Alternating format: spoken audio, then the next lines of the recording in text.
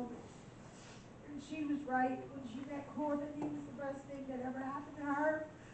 She truly, truly was blessed. But it was so sad that it came towards the end of her life because she's enjoyed every bit of the last moments of her life. And she wasn't in pain. No, she was She not wasn't in pain. in pain, which is a good thing.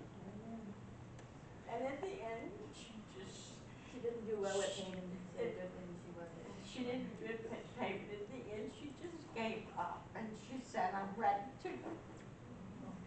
When you think about your sister and then you say you're ready to go, it's like, I know. no, you can't. We thought the last day that I had scheduled to have someone go pray over Ann at the hospital, I had set up some ministers to come pray with her. In the morning, they were going to go. Diane called me.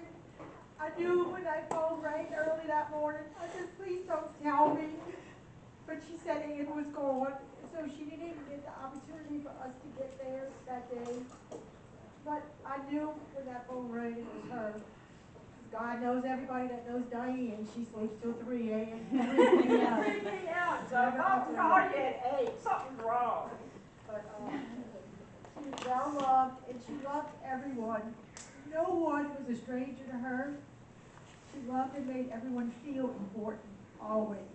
We celebrated our birthday month together, her and I. I made her special carrot cake all the time that she requested, and it's here today.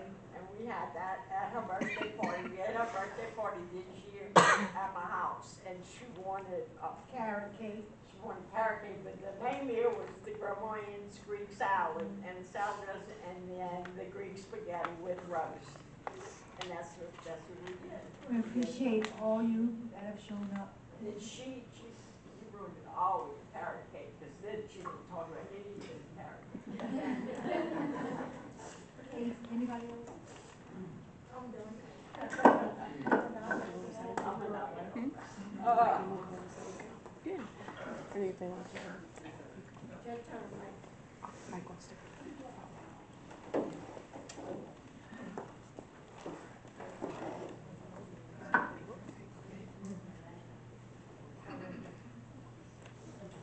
So those of you that don't know me, my name is Mike Circus.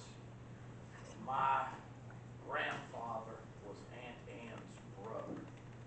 And so that's my relationship. All of my life, I knew Ann Nolan as Little Ann. She was my cousin, and that's how we knew her my entire life. And in a weird sort of way, like her namesake, my Aunt Ann, and this is going to sound kind of strange, but it's true, Little Ann was like a carbon molecule. She held us all together, and that was the way Aunt Ann was. She was always there for whoever needed her. She always had a smile. She always had a good attitude. She was everything you would want your cousin to be. And she went before her time. I was lucky. I grew up in a huge family that had a long and rich history. Over a century ago, Jack and Rosa started a family, and that family grew and grew and grew, and soon we spread out all over the United States. That family contributed to just about every important thing our society has ever done. Now there are well over 60 of us, and unfortunately we barely know each other. So I use this opportunity to encourage all of us to make some effort to know your family. Those towering personalities of the previous generation that held us together are gone now. It's up to us. We have a chance to do something extraordinary, which is to have a family that actually knows, for the most part, where we came from and who we came from. Our children and grandchildren can know on into the future where they came from, who they are. Little Ann went before her time. Who knows what God's reasoning is for such things? Perhaps someday in heaven we will find out. But for now, I'm comforted by the fact that heaven is rocked with the sound of circuses reunited. The crackling laugh of Grandma Zirkus. I don't know if you can remember how she laughed. Okay, the loud, raucous laughter of Mary Ann, your mother. Okay, Uncle Norm telling stories, Aunt Ann and Mama, my grandmother, and many others fixing Greek food for Jesus and the rest of the apostles. The Circus brothers and Uncle Norm and my dad fixing something. And the loud, happy conversations that can be heard from one end of the galaxy to the other. And poor Jesus can't get a word in edgewise.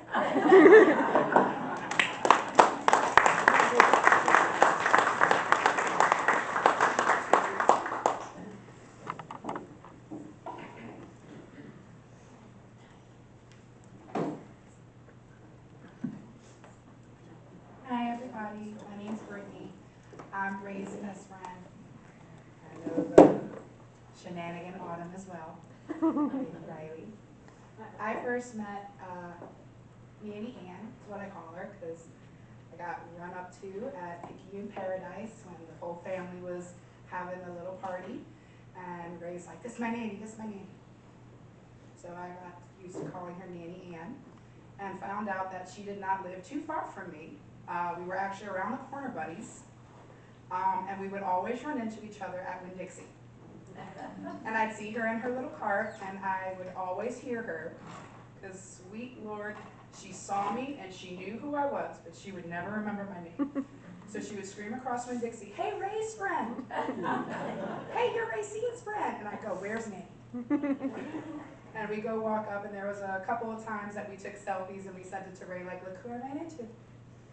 The first time when I met her at Picayune Paradise, her and Miss Diane were making over my mac and cheese, which is the big mac and cheese that is in the back as well. So They cornered me and were like, how did you make it? Tell us now. We have to have this again. I was like, no, it's a secret. Only when I have parties, you can come. And one of my best memories is sad and good, but when Ray's nanny was first in the hospital with everything that was going on, my dad was actually in the hospital, and we were opposite floor buddies. So we were on the 7th floor, and she was on that floor later. So we were talking about, you know, the independence of our lovely family members and how stubborn they are, even though they're so independent, because, you know, they know everything, and sometimes they're like, I need you to listen to us, please. And they're like, no, we got this, we don't want to be a burden. Stop that. But one of my favorites is that Ray was going to visit her, and I said, hey, you should make it a party. I got her a little thing of flowers, a little fruit tray, because she liked fruit. And I got her a big blanket that I got from my grandmother a couple of years back. It had all of their hands on it. And it was supposed to say everybody in the family's names, but I had a big inscription on it that said, you know, every time you hug this blanket or with this blanket, just know you're loved and that the whole family's hugging you. And unfortunately, when Ray gave us the bad call that she had left us, she made me smile and said that she was hugging the blanket. So I at least knew that she was comforted and that she had everybody hugging her, so she didn't go alone. And my biggest thing to the family is that, you know, you're going to be swamped with everybody giving you love and affection. Just remember that it's okay not to be okay, and to take time for yourself. And that you are loved from every corner of the room, immensely. Thank you. Thank you.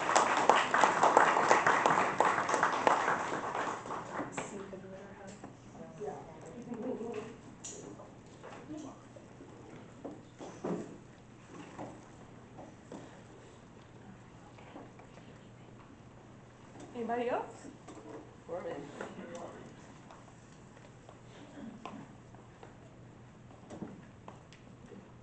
Hi everybody, I'm Corbin. I had the privilege to date Ann last year. I did everything that I could to make her happy, and I've shared a lot with her in 1 year. and I dated before that. I was lucky enough that she gave me a second chance. Well, it was. And she has a wonderful family, and I'm so privileged to be part of it right now. They could have just, pushed me aside and said, move on, but they didn't. I'm so grateful for Ann. I'll spend the last year of her life with her. And there's so much to say about her.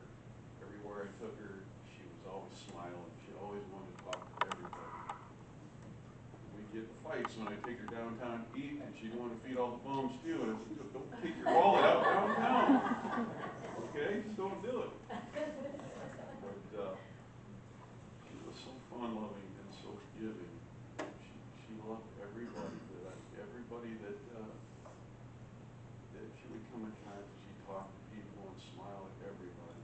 She was such a wonderful person, and I'm so blessed that I got to spend her last year with her. And She so was much to happy, say. she was so happy with you, Courtney. She was so